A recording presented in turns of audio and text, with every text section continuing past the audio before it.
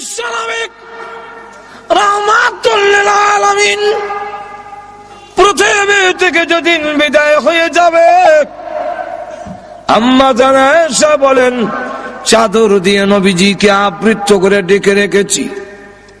হঠাৎ করে আমি তাকায়া দেখি আল্লাহ নবী চাদরের ভিতরে একটা হাত একবার গোটায়, হাতটা আবার লম্বা করেন, পা এভাবে গোটায় আবার পা লম্বা করেন। যে আমরা খিঁচুনি যে শুরু হয়, সাকরাত আরম্ভ হবার সময় দেখবেন এমন কিছু টানা আসা শুরু হয়।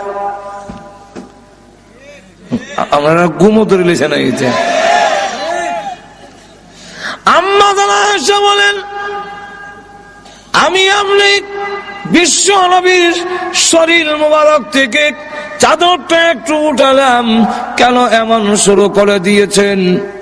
নিষ্পাপ নবী, আল্লাহর নবী মাসুম, আল্লাহর নবী বিশ্ব নবী যিনি, উনি হলেন আল্লাহর পরে ওনার সম্মান তামাম পৃথিবীর ঊর্ধ্বে কারো সাথে তুলনা হয় না, এর মধ্যে কোনো সন্দেহ নাই। কিন্তু লক্ষ্য করে দেখুন, আম্মা জান আয়েশা সিদ্দিকা রাদিয়াল্লাহু আনহা বলেন, পৃথিবীর মানুষেরা রে, আমার ধারণা পাল্টে গেল। আমি যেই মাত্র আল্লাহর নবীর শরীর মুবারক থেকে চাদর সরালাম, এমনি তাকায়া দেখি নবীজির মাথা মুবারক থেকে নিয়ে পা মুবারক পর্যন্ত এমন কোন পশম মুবারক নাই যেখান থেকে আল্লাহর নবীর ঘাম বের হয় নাই। আমার ধারণা পাল্টে গেল। নবীর যদি রহ, তাহলে আল্লাহ যে বলছেন কুল্লু নাফসিন যায়িকাতুল মাউত, এই আয়াত 100% ঠিক। একটু জোরে কর না। হঠাৎ করে নবীজি ডেকে বলেন, হে ফাতেমা, দরজার দিকে তাকে দেখো গো মা, কে যেন সালাম দেয়, বারবার পারমিশন চায়। হযরত ফাতেমা রাদিয়াল্লাহু আনহা দরজার দিকে তাকালেন, আজরাইল তো দেখা যাওয়ার কথা না। আমি আমার আব্বার কাছে বসে থাকলে তিনি যদি বলেন, আমি কি দেখবো নাকি? আজরাইল দেখা যায় না, কিন্তু আল্লাহ রাব্বুল আলামিন বলে দিলেন, হ্যাঁ আজরাইল প্রকাশিত হয়ে যাও আমার ফাতেমার সামনে, আর না হয় আমার নবীর কথাটা মিথ্যা হয়ে যাবে।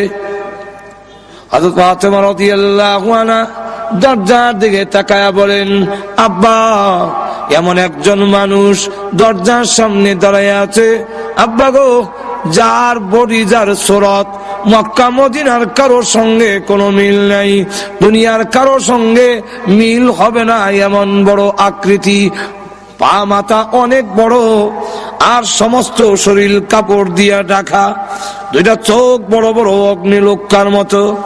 আল্লাহ নবীকে বলেন, ওগো আব্বা জান, এমন আকারের মানুষ আমার জিন্দেগিতে কোনোদিন দেখিনি। আল্লাহ নবীর মাথা মুবারকে ব্যথা, বুকে ব্যথা, তারপরও উনি বহু কষ্টে দরজার দিকে তাকিয়ে বললেন, মা হাযা মালাকুল মাউত, হাযা হাজিমুল লাজ্জাত ইয়ানিল মাউত।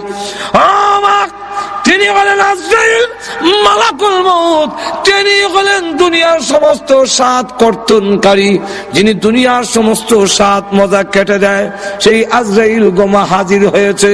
হযরত ফাতেমা রাদিয়াল্লাহু আনহা বলেন, ওগো আব্বা জান, এই মুহূর্তে কেন তিনি আসলেন? কয়েক সপ্তাহ ধরে আপনি অসুস্থ, এই মুহূর্তে কেন এসেছেন?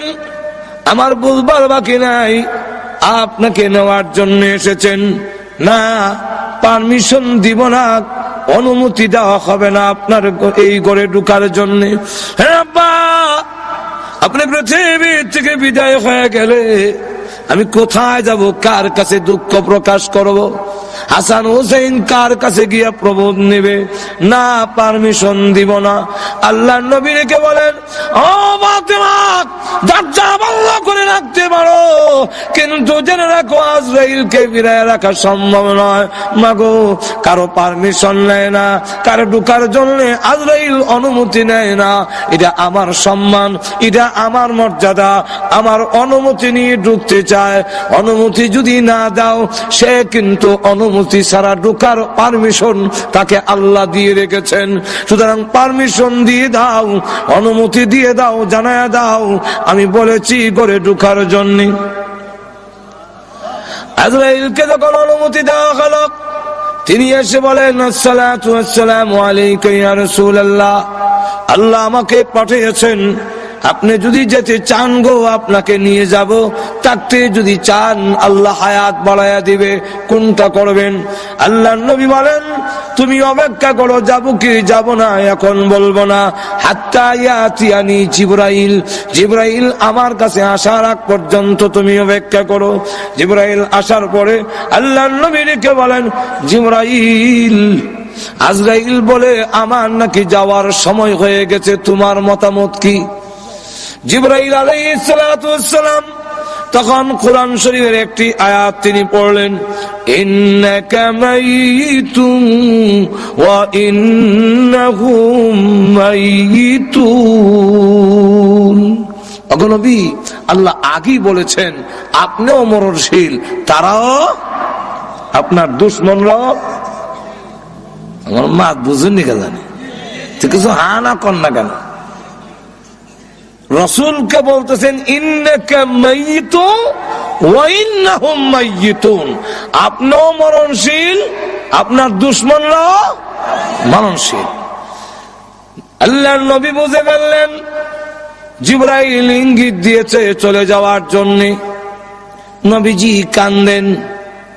জিবরাইল ডেকে বলেন, ইয়া রাসূলুল্লাহ, ইয়া হাবিবাল্লাহ, আপনি আপনার বন্ধুর দরবারে যাবেন, রফিকে আলা, পরকালে আপনার নাজ নেয়ামত ইহকালের চাইতে আরো অনেক বেশি। ওগো নবীজি, সম্মান বেশি হবে, আপনি কান্দেন কেন? নবীজি বলেন, জিবরাইল, আমি আমার জন্য কান্দি না। কার জন্য কাঁদছেন? ফাতেমার জন্য। ফাতেমাকে আল্লাহ আগেই তো আপনার মধ্যে সুসংবাদ দিয়েছেন, জান্নাতের সর্দারনি হবে। নবীজি বলেন, না, আমি ফাতেমার জন্য কান্দি না, হাসান হুসাইনের জন্য কান্দেন। হাসান হুসাইনকে সুসংবাদ দেওয়া হয়েছে, তারা জান্নাতের যুবকদের লিডার হবে। নবীজি বলেন, না, হাসান হুসাইনের জন্য কান্দি না, কান্দি আমার গুনাহগার উম্মতের জন্য। জিবরাইল বলেন, হুজুর, উম্মতের জন্য কান্দার দরকার নাই। ওগো নবীজি, আপনি কেন কান্দেন? আপনার উম্মতের নাম ঠিকানা সহ সবগুলো আপনার রওজাতে পৌঁছাইয়া দেওয়া হবে। নবী যাওয়ার দরকার হয় না, বিশ্ব নবী কোথাও যাওয়ার প্রয়োজন নাই, দুরূদ আর সালাম আনার জন্য নবী যাওয়ার দরকার নাই। কারণ নবী কেন নিবেন? নবী কেন আসবেন? আমার ডাকে নবী আসবেন। যদি আমি দামি হই, তাহলে আমার ডাকে আরেকজন আসবে। ঠিক কিনা? হুজুর যদি ডাক দেখে এদিকে আইব, এখন কি আপনারা কইবেন মিলে হুজুর এদিকে?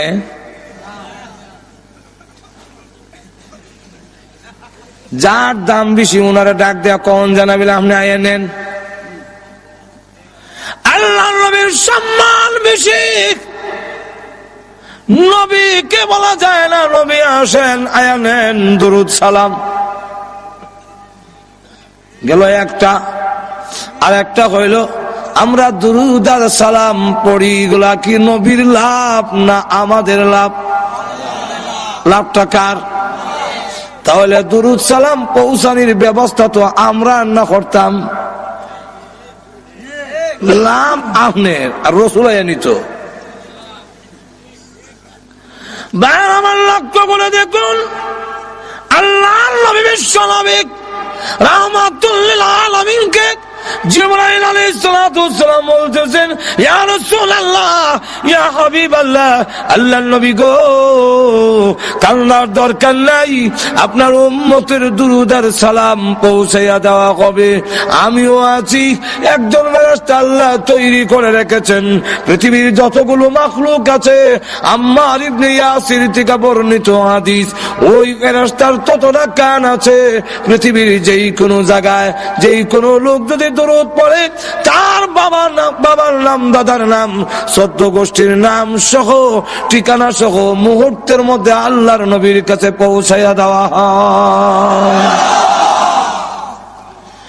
নবী নেওয়ার দরকার নাই। নবীজি কান্দেন না, আপনার উম্মতের সংবাদ আপনি পেয়ে যাবেন, এটাও তো আল্লাহ আগে আপনাকে জানাইয়ে দিয়েছেন। নবীজি ডাক দেবেন, জিবরাইল, উম্মতের সংবাদ পাবো কি পাবো না, এই জন্য কান্দি না জিবরাইল। সন্তান যদি ইংল্যান্ড থাকে আর ভালো অবস্থানে থাকে, তাহলে সংবাদ না পাইলেও মা বাবার মনটা কিছু হইল শান্তি থাকে। ছেলে কুচকাবার নেয় না, কিন্তু অন্যের মারফতে জানতে পারে ইংল্যান্ড লন্ডনের মধ্যে তার ছেলে খুব ভালো পজিশনে আছে, সম্মানী আছে, কিছু হইলেও শান্তি পায়। আমার না দেখ, আমার ছেলে তো ভালো আছে। সংবাদ যদি নাও পাই, আমার উম্মত যদি এই পৃথিবীতে ভালো অবস্থানে থাকে, তাহলে আমার তো সংবাদ পাওয়ার দরকার নাই, এটা আমার বিষয় নয়। আমি কেন কান্দি? এতদিন পর্যন্ত আল্লাহ আমাকে আয়াত নাজিল করে জানাইয়া দিয়েছিলেন, মা কানাল্লাহু লিয়ুযিবাহুম ওয়া আনতা ফীহিম।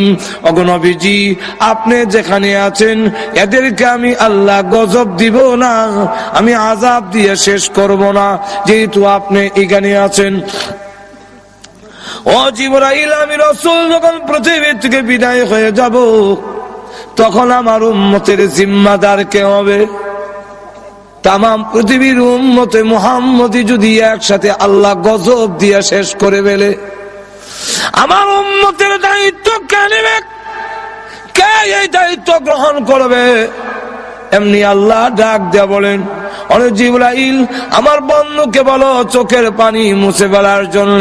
আর কানতে হবে না, আর কানতে হবে না, এখন থেকে আনা কাবিলুম মিনহুম, আমি স্বয়ং আল্লাহ তার উম্মতের জিম্মাদার হয়ে গেলাম।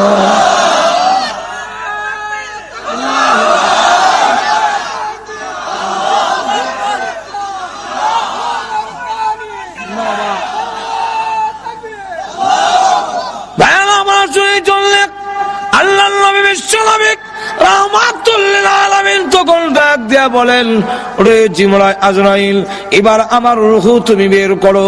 এমনি আজরাইল যখন নবীজির সিনা মুবারকে হাত রাখলেন, ফি কবজির রূহিহি, রাসূলের রূহ মুবারক কবজ করবেন। আল্লাহর নবী জিজ্ঞাসা করেন, আজরাইল, তুমি আমার বুকে হাত রেখেছো, মনে হয় যেন উহুদ পাহাড়টা আমার বুকে রেখে দিয়েছো। আজরাইল বলে, আল্লাহর নবী, এত সহজে কারো রূহ বের করি নাই, কোনদিন করব না। এরপর এরকম আল্লাহর নবী বিশ্ব নবী রাহমাতুল লিল আলামিন একটি পাত্রের মধ্যে হাত ভিজায় মুখের মধ্যে মালিশ করে আর বলে, আল্লাহুম্মা বির রাফিকিল আলা, আল্লাহুম্মা ইন্নী আউযু বিকা মিন সাকরাতিল মাউত ওয়া গামারাতিল মাউত।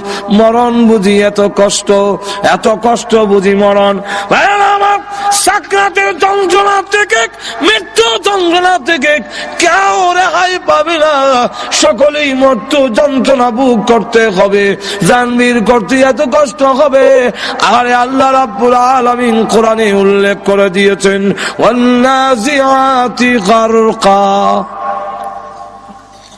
والنازعات غرقا والناشطات نشطا سلام قولا من رب رحيم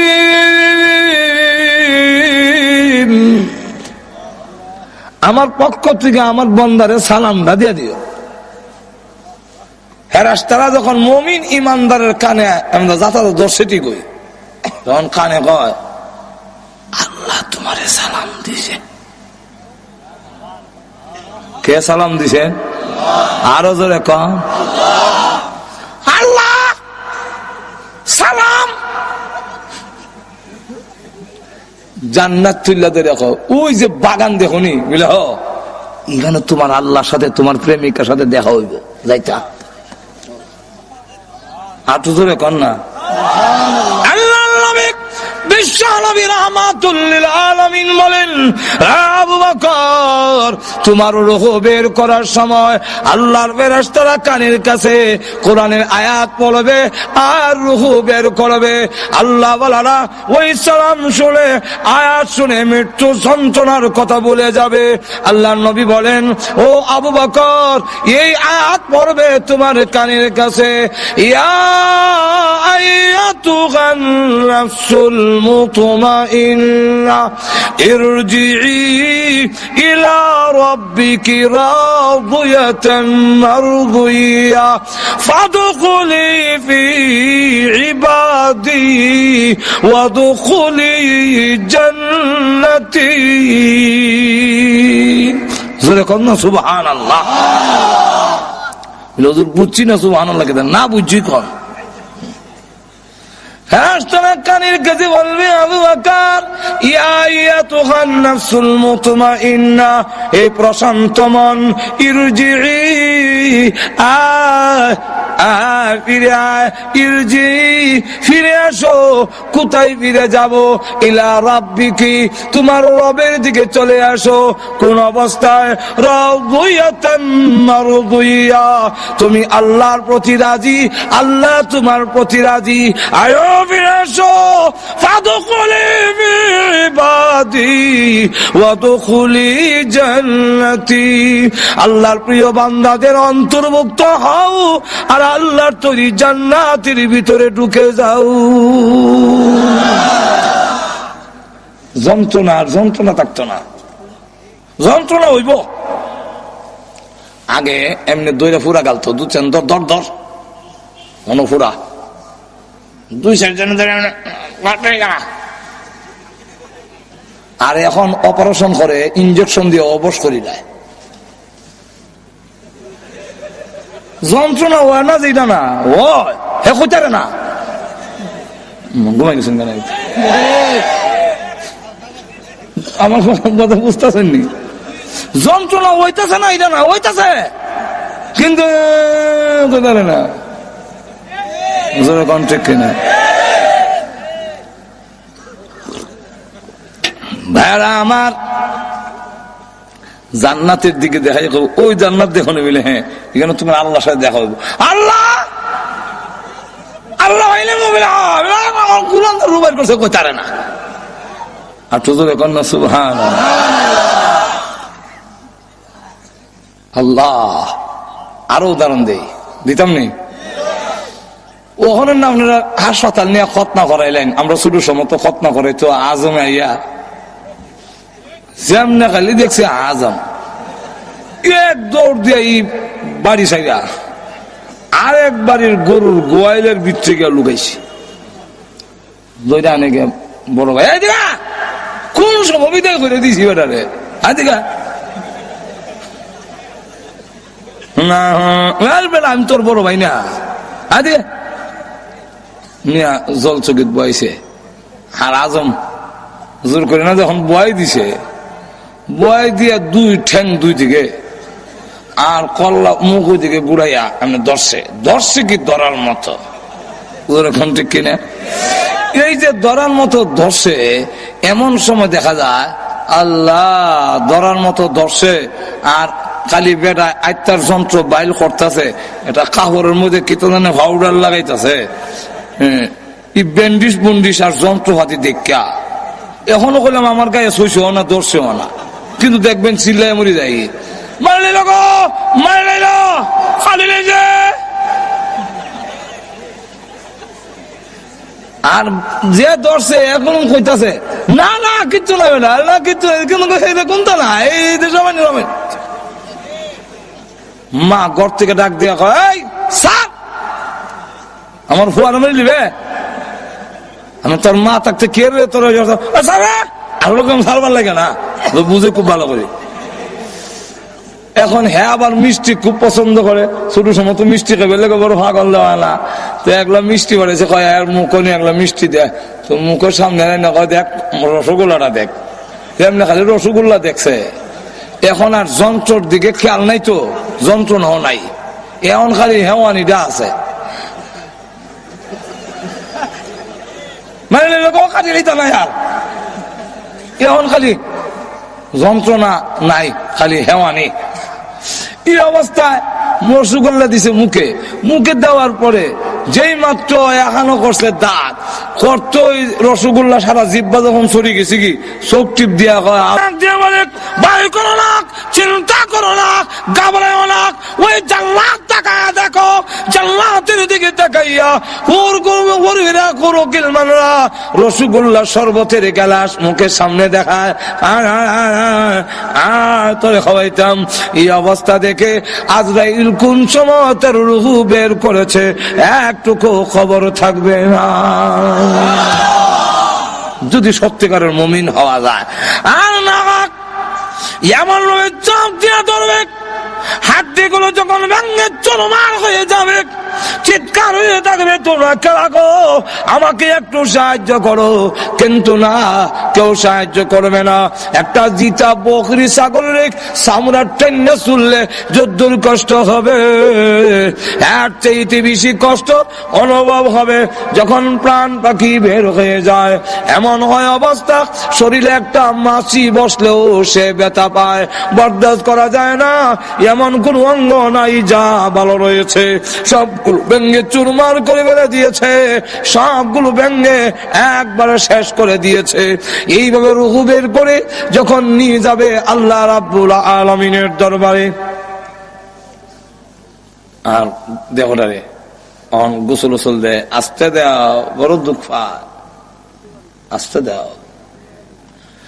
ওই অবস্থা যদি দেখে বলে তোমরা কেন গো দাও আমাকে তাড়াতাড়ি কবরে নাও, কবরে নিয়ে যাও, কবর আমার জন্য বড় আরামের ঘর, তাড়াতাড়ি নিয়ে যাও।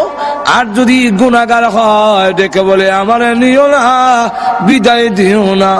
এই দেহটাকে কবর নিয়ে শুয়ে দিলে আযাবের কোনো সীমা থাকবে না। কবরে যখন নিয়ে যাক, কবরের আযাব থেকে কেউ রেহাই পাবে না। আল্লাহর নবী বিশ্ব নবী রাহমাতুল লিল আলামিন বলেন, কবরের আযাব থেকে যদি রেহাই পেত আমার সাদ ইবনে আবি আমার সাদ ইবনে মুআয রাদিয়াল্লাহু আনহু রেহাই পেত। হযরত খাদিজাতুল কুবরা রাদিয়াল্লাহু আনহা কান্দে, আম্মা জান আয়েশা খাদিজাতুল কুবরা চোখের পানি ছেড়ে দিয়ে ইন্তেকালের সময় কান্দে। আল্লাহর নবী জিজ্ঞাসা করেন, ও খাদিজা কেন কাঁদলো?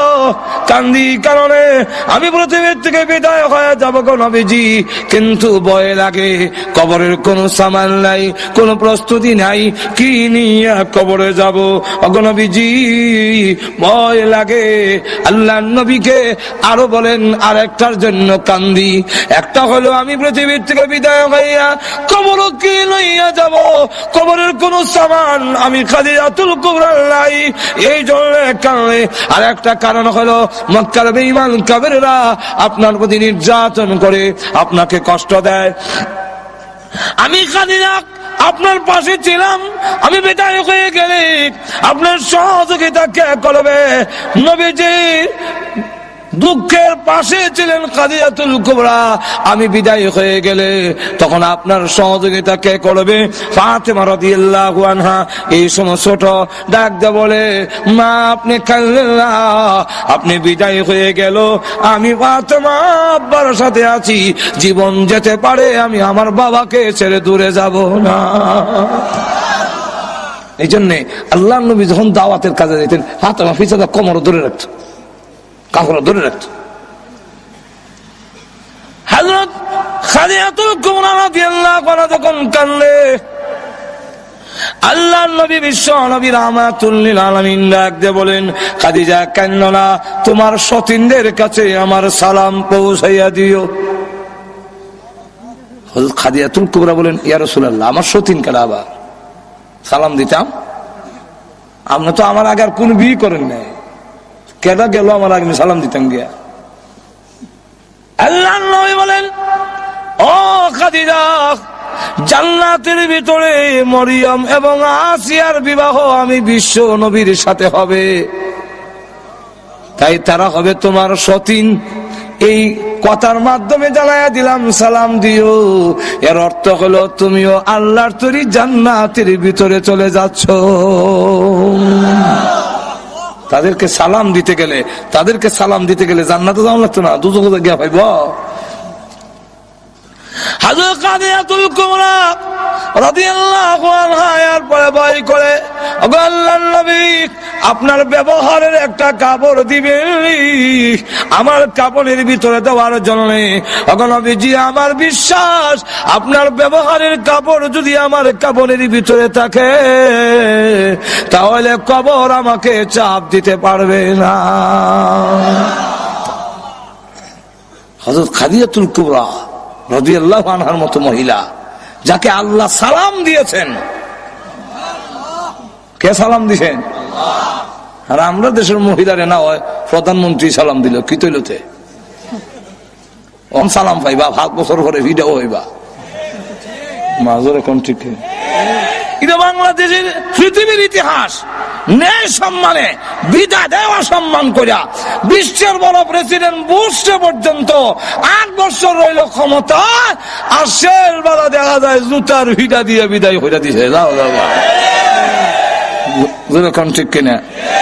খাদিজাতুল কুবরা মা বোন আছে আজকের মাহফিলের পিছনে, এই জন্য মা বোনকে বলবো যে খাদিজাতুল কুবরা রাদিয়াল্লাহু আনহা, আল্লাহ নবী, মনে হয় আমরা হুজুর আইতাছে, কারণ টাইম হুজুর আনেন,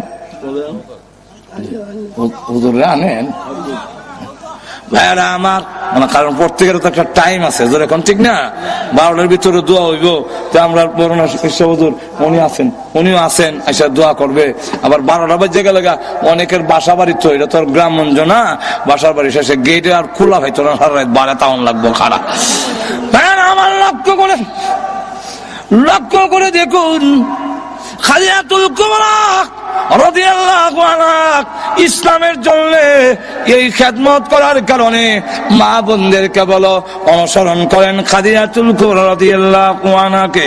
খাদিজাতুল কুবরা রাদিয়াল্লাহু আনহা আল্লাহর নবী যেইভাবে সহযোগিতা করেছেন, একেবারে প্রাথমিক অবস্থায় সকলের আগে ঈমান আনলেন। আল্লাহর নবী বলেন, খাদিজা বলো লা ইলাহা ইল্লাল্লাহ মুহাম্মাদুর রাসূলুল্লাহ, সঙ্গে সঙ্গে তিনি পড়ে নিলেন। আল্লাহর নবী বলেন, খাদিজা প্রশ্ন করলেন, খাদিজাতুল কুবরা, তোমার কপাল ভালো, তোমার ভাগ্য ভালো, এটা আকাশের পূর্ণিমার চন্দ্র নয়। তাওরাত কিতাব যদি সত্য হয়ে থাকে, এর ব্যাখ্যা হলো আমিনার পূর্ণিমার চন্দ্র সর্বপ্রথম নবী হইয়া তোমার কোলে উদয় হবে। এটা হলো ব্যাখ্যা। নবীজি দিনের কাজে বাইরে থাকলে ধন সম্পদ উজাড় করছে নই, ধন সম্পদ বিরাট বড় শিল্পপতি আছিল, সব দিলাইছে ইসলামের লেগা। এরপরে আবার আল্লাহু আকবার, রাত্রে আয়েশা ডাক দেয়, খাদিজা লাব্বাইক ইয়া রাসূলুল্লাহ, প্রথম ডাকুই জবাব দাও, ঘুমাও নাই? আপনি ঘুমাইলে আল্লাহ কাছে আমি কি জবাব দিব? আমি ঘুমাইলে আপনার দরজা যখন ডাকবেন, খাদিজা খাদিজা খাদিজা, আমি ঘুমো ছুটতে হলে ঘুমাই দিলাম, আপনার ডাক শুনলাম না। আল্লাহ কিয়ামতের মাঠে বলবে, ও খাদিজা, আমার নবী তোমার দরজায় ডাকে আর তুমি নাক ডাকে ঘুমাও। আপনি জোরে কর না। যদি ওই পথ অনুসরণ করেন, আপনার স্বামীকে যদি গলে আসার পরে দরজা ডাক দেওয়ার পরে বিরক্ত না হইয়া যদি খুলে দেন, সালাম বিনিময় যদি হয়, স্বামীর ঘরের হাতের মধ্যে যা আছে নিয়ে যায়, একটু গরম হইলে বাতাস দেয় পাখা দিয়া, কারেন্ট তো বাংলাদেশেও থাকই না, একটু বাতাস দিলেন বাতাস দেয়। এমনি আল্লাহর পক্ষ থেকে ঘোষণা দেওয়া হয়, ফেরেশতারা রে, এই পুরুষটা নেক আমল করে জাহাজে গিয়া, জুম্মা নামাজে গিয়া, ওয়াজ তাফসীরে গিয়া, রুজি রোজগার কইরা যা সওয়াব পাইছে, এই সম পরিমাণ সওয়াব মহিলার আমল নামায় লিখে দাও। হযরত খাদিজাতুল কুবরা রাদিয়াল্লাহু আনহা দেখেন এইভাবে করার কারণে উনাক প্লেট দিয়া খাওয়ান লই আইতাছে নবীজির দরবারে। এমন সময় জিবরাইল রাসূলের কাছে বসা। জিবরাইল কয়, ইয়া রাসূলুল্লাহ, এই মুহূর্তে মহান আল্লাহ আপনার খাদিজাকে সালাম দিয়েছেন। আর তো জোরে কোন না, খাদিজাকে সালাম দিয়েছেন। শুধু সালাম না, আল্লাহ বলেছেন খাদিজার জন্য আল্লাহর তরি জান্নাত ওয়াজিব হয়ে গেছে। সুতরাং মা বোনরা যদি খাদিজাতুল কুবরাকে অনুসরণ করেন, তাহলে জীবনে দুনিয়া তো দামি হবে, পরকালও দামি। জোরে কোন ঠিক না? আর যদি তসলিমা নাসরিন রে আর উরুস মুরুস জামানের লেগে চিন্তা ধারা করেন, জোরে কোন ঠিক কিনা? একটা তো আছে আমাদের দেশের হাউজি বাম্পার এক্সিবিশন মেলা, আর আরেকটা হইলো উরুসের নাম দিয়া আরেক বড় ভণ্ডামির মেলা। এটা তো কি দেখা যায়, বেটা বেটি, জডা জডি, যুবক যুবতী, লাউ ডকি, গুতা গুতি, ভাড়া বাড়ি, গাঞ্জার দুয়ায় কিয়ামতের অন্ধকার। আর তো জোরে কর না, ওইগুলোর থেকে এইগুলা না গিয়ে 5 ওয়াক্তের নামাজ পড়েন।